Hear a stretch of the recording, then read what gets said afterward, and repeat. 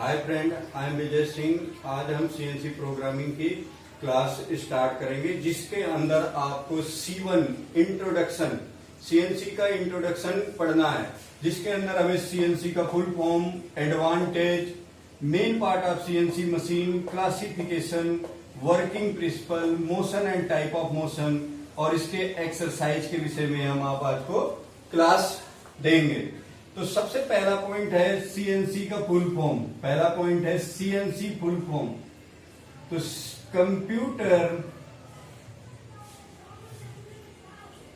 Computer numerical control. CNC का full form होता है, सी मीन्स हो गया कंप्यूटर, एन मीन्स हो गया न्यूमेरिकल, सी मीन्स कंट्रोल। तो सीएनसी का फुल फॉर्म हो गया कंप्यूटर न्यूमेरिकल कंट्रोल। इसमें सीएनसी मशीन में सारी वैल्यू को कंप्यूटर के द्वारा कंट्रोल किया जाता है। इसके बाद हम दूसरा पॉइंट देखते हैं, एडवांटेज। क्या एडवांटेज है? एडवांटेज, सीएनसी के क्या एडवांटेज है? इतना ज्यादा स्कोप क्यों है? इंडस्ट्री में इतना ज्यादा क्यों यूज की जाती है? तो पहला है लेस टाइम, ये प्रोडक्ट को लेस टाइम में बनाता है। दूसरा पॉइंट है लेस मैन पावर, आदमी की शक्ति कम लगती है। बेटर क्वालिटी, अच्छी क्वालिटी देती है।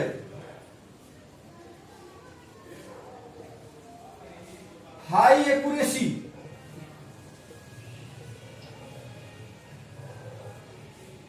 प्रोडक्टिविटी इंक्रीज,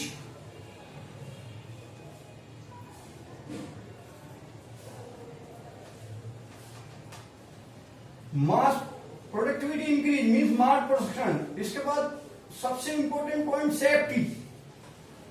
तो ये हमारी सीएनसी मशीन के एडवांटेज हैं। लेस टाइम, कम समय में प्रोडक्ट को बना देती है। लेस मैन पावर, आदमी की शक्ति कम लगती है।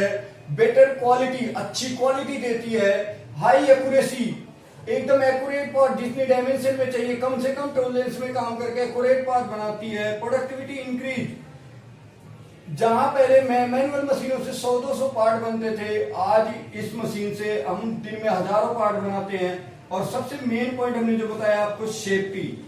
इससे हमारी सेफ्टी बढ़ गई। पहले मैनुअल मशीनों में क्या होता था, कोई भी इमरजेंसी आती थी तो उस केस में हम क्या करते थे कि भाग के हम जाते थे, मेन स्विच को ऑफ करते थे। अब यहाँ पे क्या, इमरजेंसी की स्विच लगा दो, वहीं की वहीं मशीन बंद हो जाएगी। रीसेट कर दो, वहीं पे हमारा।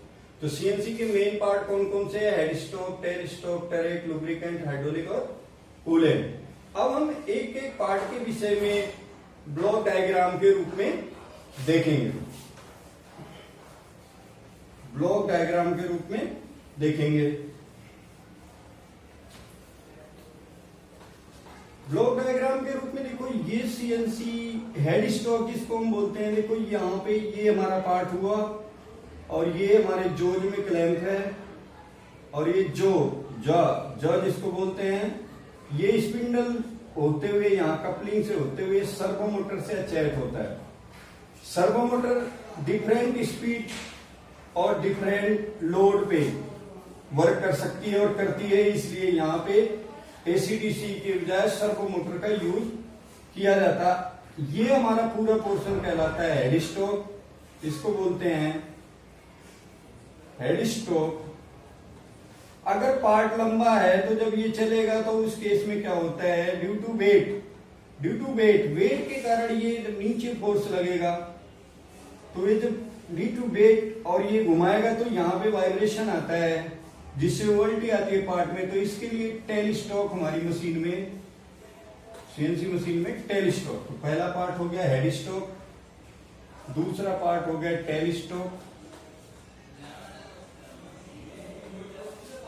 और एक टूल को होल्ड करता है तीसरा पार्ट, जो हम आपको बताएं टरेट।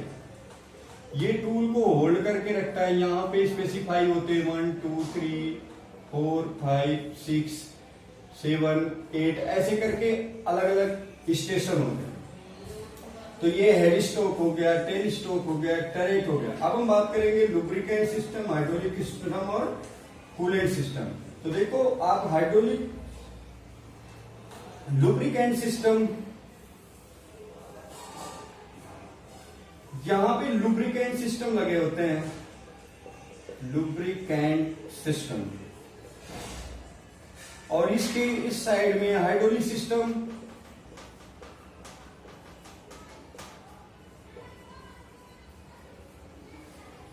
और यहां पे coolant.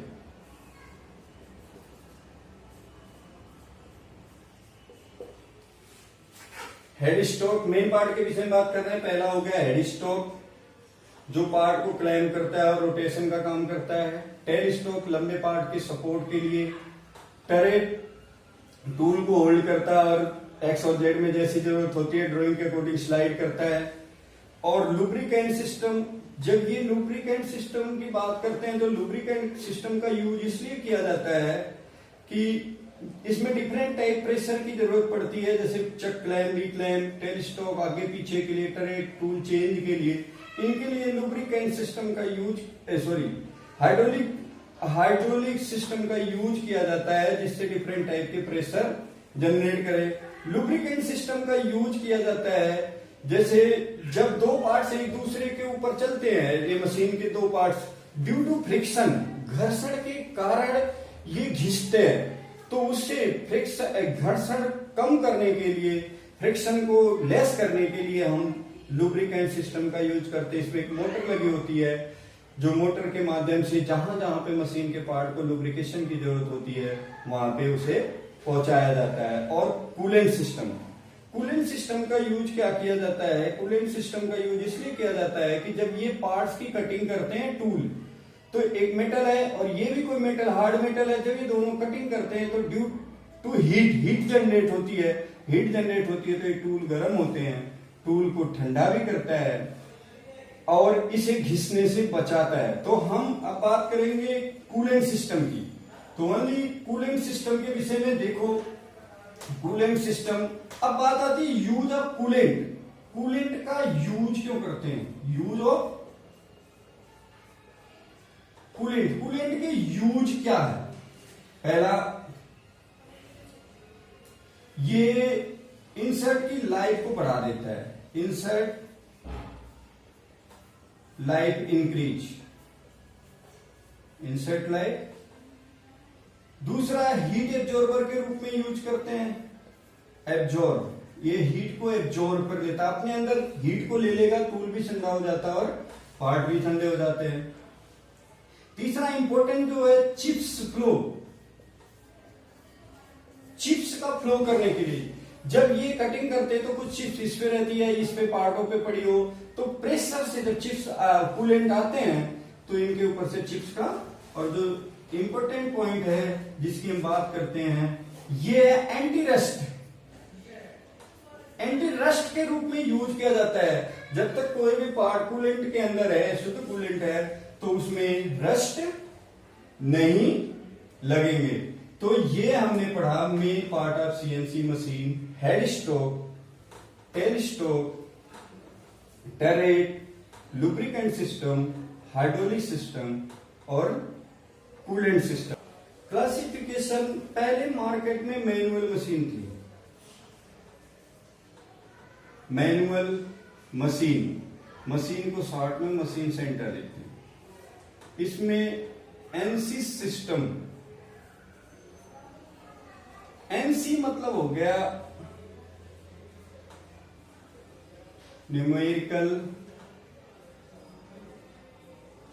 Control, NC system plus हुआ तो एनसी मशीन।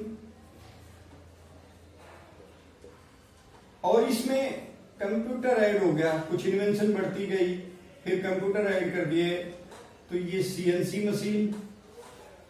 और ये सीएनसी मशीन मार्केट में दो तरह की आती है,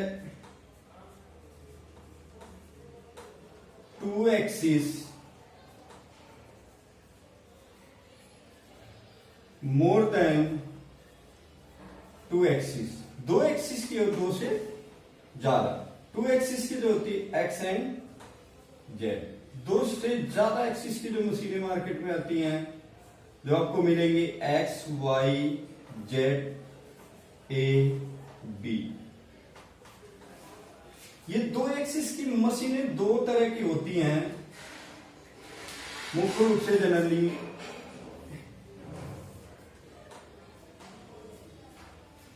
CNC turning, CNC wire cut. More than 2 axis की मशीनें दो तरह की होती हैं, CNC milling, CNC grinding. CNC milling दो भागों में बटी होती है, बीएमसी, एचएमसी। बीएमसी मीन्स होता है वर्टिकल मशीन सेंटर, कभी कभी इसको वर्टिकल मिलिंग सेंटर भी कुछ लोग कहते हैं। HMC horizontal machine centre, horizontal machine centre. ऐसे इस तरह क्लासिफिकेशन देखो, मार्केट में कितनी तरह की मशीनें आपको मिलेंगी। तो मैनुअल मशीन जो पहले चलती थी उसमें एनसी सिस्टम प्लस किया तो एनसी सिस्टम प्लस किया तो एनसी न्यूमेरिकल कंट्रोल मशीनें आई। फिर एनसी सिस्टम में कंप्यूटर ऐड कर दिया तो सीएनसी। और ये 2 एक्सिस की आती है, 2 से ज्यादा एक्सिस की आती है। 2 एक्सिस वाले में सीएनसी टर्निंग और वायर कट, इनमें 2 एक्सिस होती हैं। और जो 2 से ज्यादा एक्सिस हैं, CNC milling and CNC grinding. अब सीएनसी मिलिंग को 2 भागों में बांटा गया, बीएमसी और एचएमसी। कभी कभी आपसे ये पूछा जाता है क्या आपको मिलिंग मशीन का नॉलेज है। इट मीन्स वो आपसे ये जानना चाहते हैं कि बीएमसी और एचएमसी का नॉलेज आपके पास है या नहीं।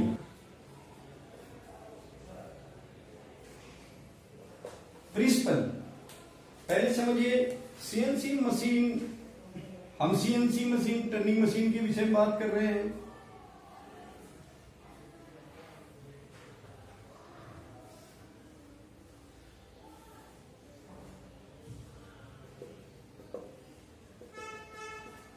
ये हमारा टूल है, टूल मूवमेंट करता है और ये हमारा क्लॉकवाइज या एंटी क्लॉकवाइज जॉब को मोशन करते हैं। तो ये जो एक्स्ट्रा मेटल होते हैं ये चिप्स के रूप में बाहर आते हैं। तो एक्स्ट्रा मेटल को हम टूल के मूवमेंट और इसके मोशन के द्वारा, इस तो हमारा जो मोशन करता है टूल मूवमेंट करता है जिससे एक्स्ट्रा मेटल को हटाया जाता है। तो देखिए हम वर्किंग प्रिंसिपल की बात कर रहे हैं। वर्किंग प्रिंसिपल किसे कहते हैं? The metal remove by the movement of tool from rotating job surface। जो एक्स्ट्रा मेटल होते हैं, ये एक्स्ट्रा मेटल है, जो एक्स्ट्रा मेटल होते हैं उसमें ये पीस हमारा job, the metal remove by the movement of tool from rotating job surface, घूमते हुए वर्क पीस से टूल के मूवमेंट द्वारा एक्स्ट्रा मेटल को हटाया जाता है। तो ये है इसका वर्किंग प्रिंसिपल, इसी सिद्धांत पर काम करती है। अब एक क्वेश्चन बनते हैं कि एक्स्ट्रा मेटल क्यों हटाया जाता है? अगर हमें जैसी जॉब चाहिए वैसी ही कास्टिंग कर ले। लेकिन इसका आंसर ये है कि अगर वैसी कास्टिंग करेंगे तो उतनी इस सरफेस पे उतनी आर ए वैल्यू, जिसको बोलते हैं फिनिशिंग, आर ए वैल्यू होती है एवरेज रफनेस वैल्यू, उतनी फिनिशिंग नहीं आएगी। तो एक्स्ट्रा मेटल कास्टिंग में कास्ट कर लेते हैं और मशीनिंग टूल के द्वारा इसे हटा लेते हैं, जिससे हमें एक्यूरेट साइज और ये फिनिशिंग भी प्राप्त हो जाती है। तो ये था हमारा working principle, the metal remove, metal को हटाया जाता है by the movement of tool. Tool हमारा एक्स और जेड में जहां जैसी रिक्वायर होती है ड्राइंग की वैसे मूवमेंट करता है फ्रॉम रोटेटिंग जॉब सरफेस, घूमते हुए वर्क पीस। मोशन किसे कहते हैं? एक क्वेश्चन आया मोशन। देखो जैसे मैं यहां हूं, यहां से यहां आया, मोशन किया, मैं यहां बढ़ गया, मोशन किया, पीछे आया, मोशन किया, या यहां से मैं ऐसे घूम के जाऊं तभी मोशन कर रहा हूं। तो मोशन, अगर हम यहां से यहां गए तभी मोशन कर रहे हैं, या यहां से यहां,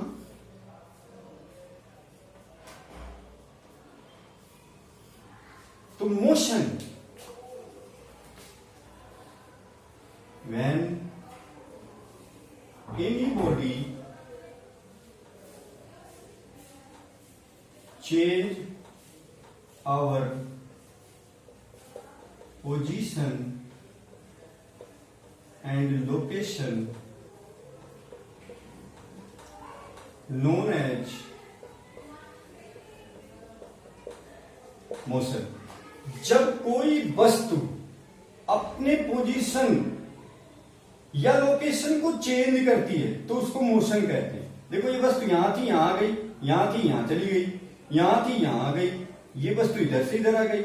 तो ये था जब कोई वस्तु अपने पोजीशन और लोकेशन को चेंज करती है तो उसे मोशन कहते हैं।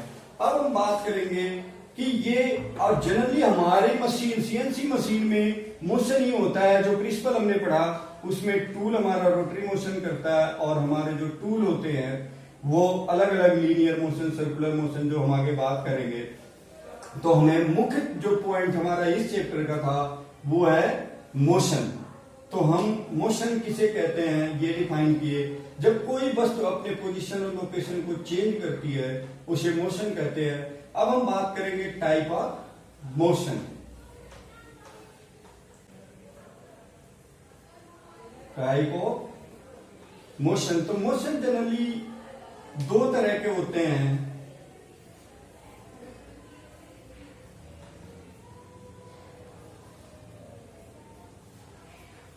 According to moment, according to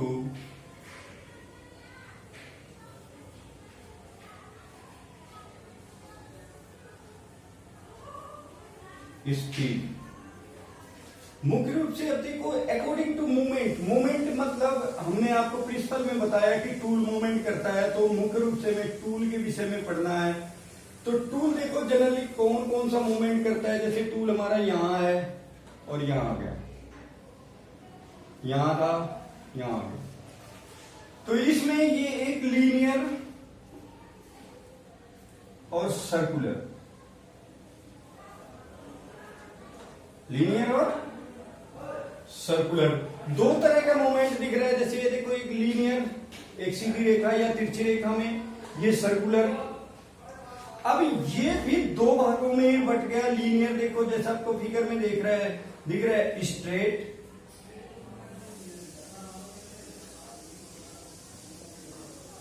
taper. देखो यहां पे ये स्ट्रेट है, ये भी स्ट्रेट है, या ये ऐसे टूल मूवमेंट करे स्ट्रेट है। लेकिन यहां पे देखो ये टेपर किसी एंगल पे। और सर्कुलर की बात करें, सर्कुलर को भी दो भागों में बांट दिया गया। पहला देखो ये भी सर्कुलर है, ये घड़ी की घूमने की दिशा में क्लॉकवाइज, और ये है काउंटर क्लॉकवाइज, एंटी क्लॉकवाइज। तो क्लॉकवाइज सर्कुलर को दो भागों में बांटा गया, क्लॉकवाइज और काउंटर क्लॉकवाइज।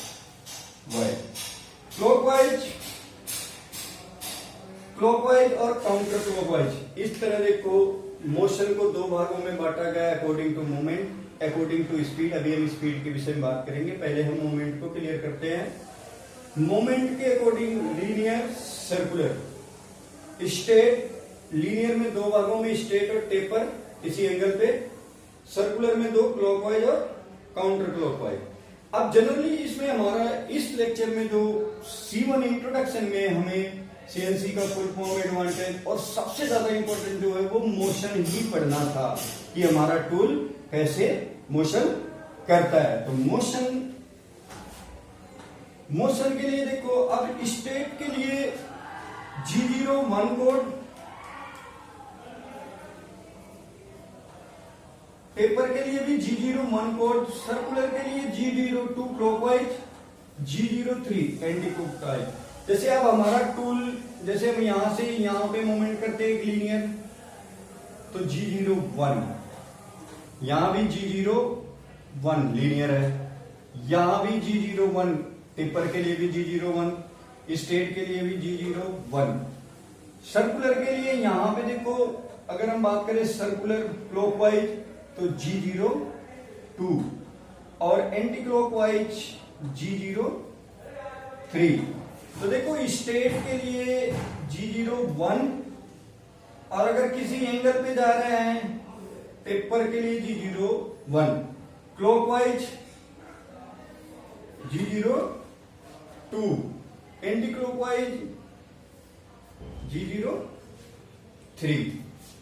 तो ये था motion according to moment, linear और सर्कुलर, स्ट्रेट, टेपर, क्लॉकवाइज और एंटी क्लॉकवाइज। अब हम बात करेंगे स्पीड की। अभी हमने स्पीड की बात नहीं की है, ओनली हम मोमेंट को देखे हैं। अब हम बात करेंगे स्पीड। जैसे ये टूल हमारा यहां से यहां है और ये हमारा टूल होम पोजीशन पे, तो टूल पहले आता है रैपिड में। तो ये दो तरह के होते हैं स्पीड की अगर बात करें सीएनसी में। पहला हो गया रैपिड और दूसरे है फीड। रैपिड मतलब होता है काफी फास्ट। जब हमारा टूल वर्क नहीं करता है, कटिंग नहीं करता, उस केस में टाइम सेविंग के लिए हम रैपिड का यूज करते हैं, जिसके लिए कोड का यूज होता है G00।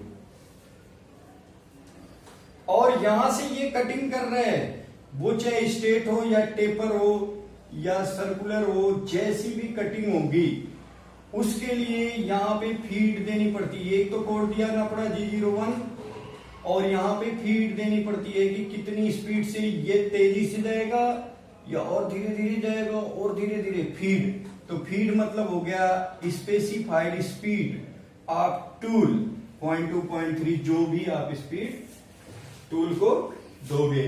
तो इस तरह हमने पढ़ा प्रोग्रामिंग में G01 कहाँ लगते हैं, G02 कहाँ लगता है, G03 कहाँ लगता है, G0 कहाँ लगता है, फीड कहाँ लगती है। अब हम एक्सरसाइज करते हैं जिससे हमें एक ड्राइंग हमें बनानी है पार्ट्स की। एक ड्राइंग मिल गई और उस ड्राइंग के अकॉर्डिंग हमें पार्ट बनाना है, तो उसमें डिफरेंट टाइप के ऐसे मूवमेंट टूल को कराने की जरूरत पड़ेगी।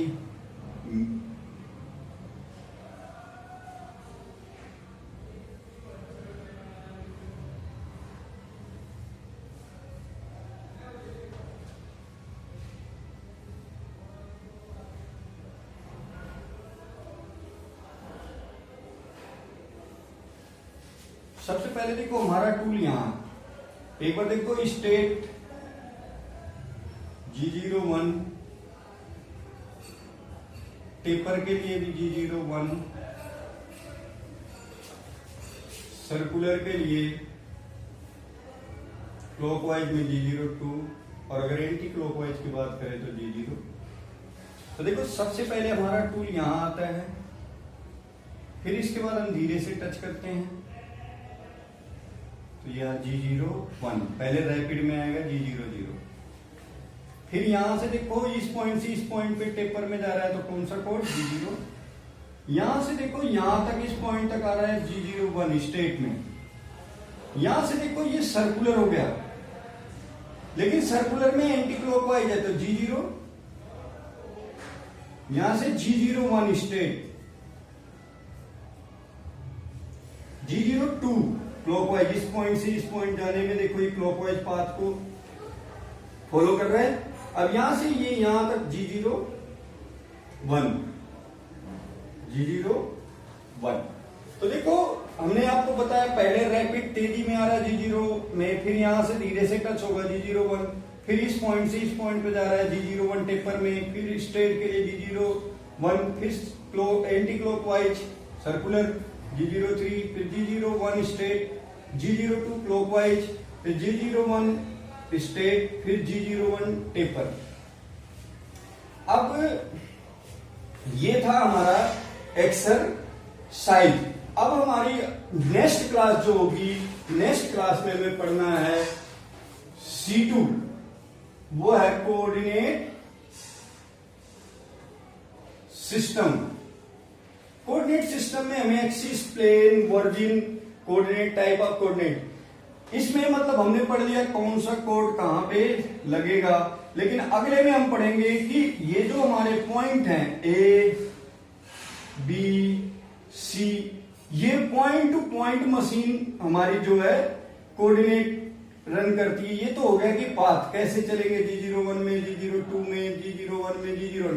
लेकिन इन पॉइंटों को पढ़ने के लिए हमें अगला पॉइंट पढ़ना पड़ेगा C2 कोऑर्डिनेट सिस्टम, जिसमें axis, plane, origin coordinate, type of coordinate, A point, B point, C point, D point, E point, F point,